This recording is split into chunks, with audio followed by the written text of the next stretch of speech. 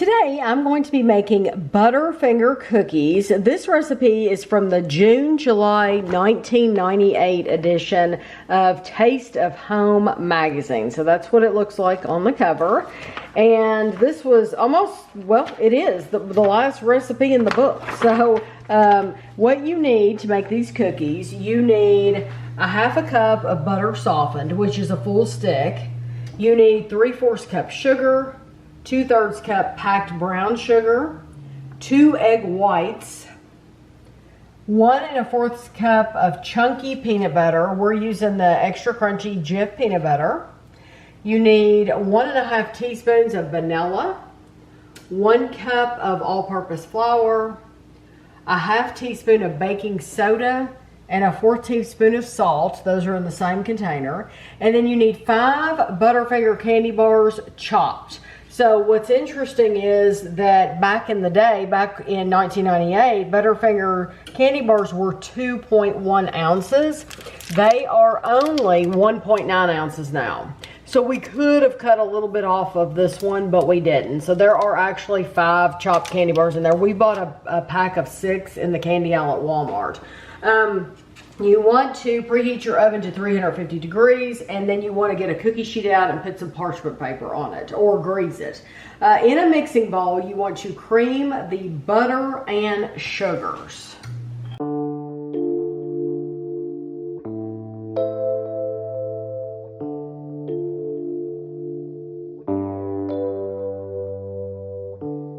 we're going to add in our egg whites. And we're gonna beat these in completely. We're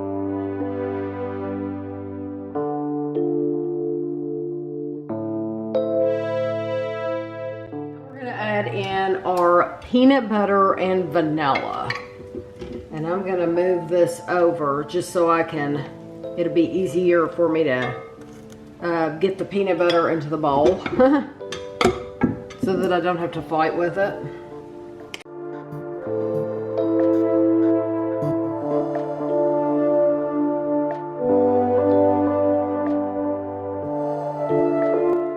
To combine your flour, baking soda, and salt together. And then we're going to add this to our peanut butter mixture and mix it in.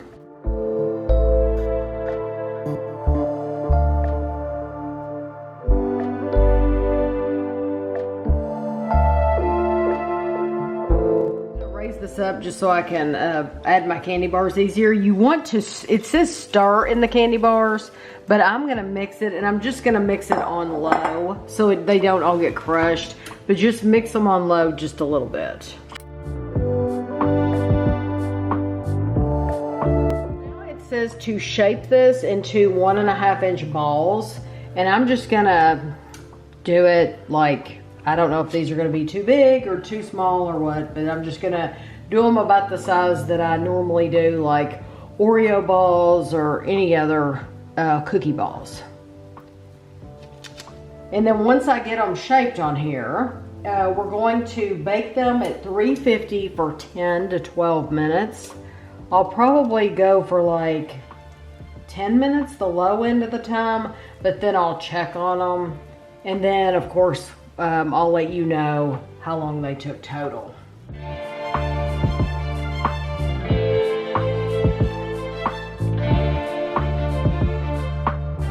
First batch of cookies, I left them in for 11 minutes. So they said between 10 and 12, so 11 minutes is perfect. So I'm going to take these off of here and scoop them onto a wire rack.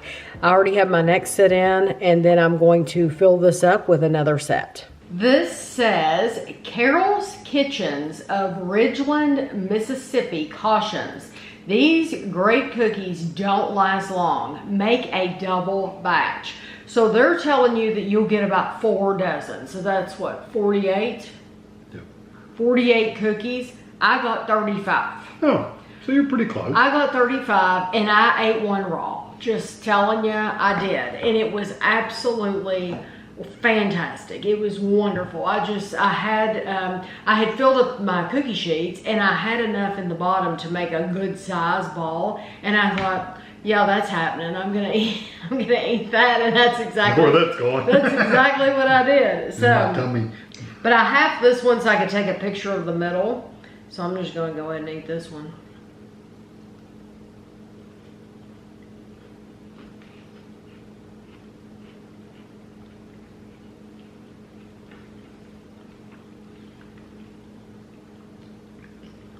I like the added crunch of the crunchy peanut butter. The peanuts. Yeah, because most recipes don't call for crunchy. Tell you what, The bottoms of these are just baked. you want a good peanut butter cookie, that's it. It's fantastic. It really is. I have made cookies with Reese's peanut butter chips. Honestly, I think these have more flavor They're a lot stronger. because of that. I'm sure it's the Butterfinger, of course, but also that Jif crunchy peanut butter. I tell you what I'm not getting is that crunchy Butterfinger like texture inside. I haven't got a piece of that was like crunchy. You are? Right now. So I guess it just depends on which bite you get. Yeah, or how big and the chunk was. Yeah, exactly, how big your chunk was. Because I've gotten peanuts that were crunchy, like you got the texture of those. But I haven't gotten any like Butterfinger pieces. That texture is 5 out of 5. Yeah, it's really good. It's almost like got a powdery like texture on the outside. I love those. I would make those again and again. And even though I have said before, the new Butterfinger formula, once, what was it, Ferrero took it over or something like that. Whoever, I think it was Nestle or something, now it's Ferrero, whatever. It's not the same, but you don't notice that in these cookies. No. You don't notice it at all. All you're getting is a peanut butter and the chunkiness and The new recipe, it wasn't really necessarily the flavor as much as the texture. texture. Yeah, it was affected a lot. That changed, but in these cookies you can't tell. Right. I did get a crunchy piece, so it's not very many of them that I've gotten, but I did get one. So. Yeah, Well, these are really good. I think they're perfect. I wouldn't make any changes whatsoever. And it mixed up really good too. I just wrote in the book that I got 35, but of course I'll write my notes like when I made them and how much I liked them and all that. But I would totally make these again and again. They're really Did good. you only eat half a cookie? No, I ate a whole one and a half. Oh, okay. I'm like, how could you only eat half a No, cookie? I ate a whole one and that was a half of another one. Here I'm eating this huge dough ball in here in the kitchen. But I tell you what, if you don't have an issue, if you're not bothered by eating untreated flour, then you need to try it. You need to try them before you bake them because I like them just as well raw as I do baked. I'd say you get a lot more of that Butterfinger that's crunchy. You do, Yeah. you do, and yes, it has more of that texture, that crunchy texture, because it hasn't had a chance to melt yet. But 11 minutes was perfect for me, and like I said, I love these. I think they're wonderful. Yep. So I hope you enjoyed the video, and thanks for watching.